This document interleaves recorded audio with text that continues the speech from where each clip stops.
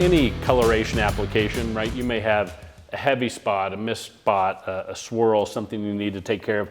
So here we've got a light spot or a mist spot.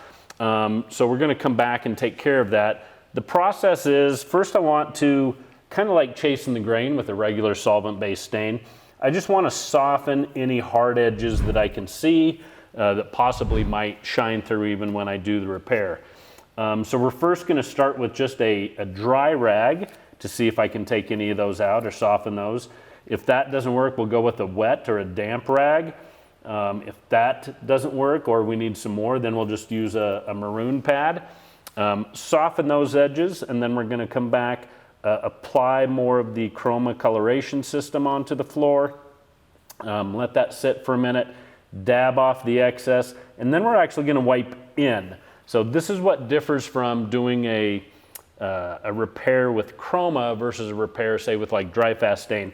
With dry fast, we would wipe everything else out into the floor to blend it out. This, we're going to wipe everything to the middle. We want to avoid wiping more stain out into the rest of the floor.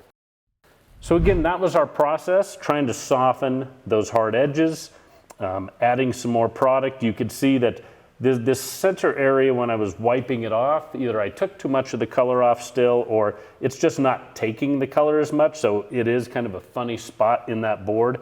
So I put a little more on, gently trick wiped it off to leave more of the color there. And that's our repair. The whole board matches a lot better now than having that big light area in here and surrounded by the dark areas on the outside.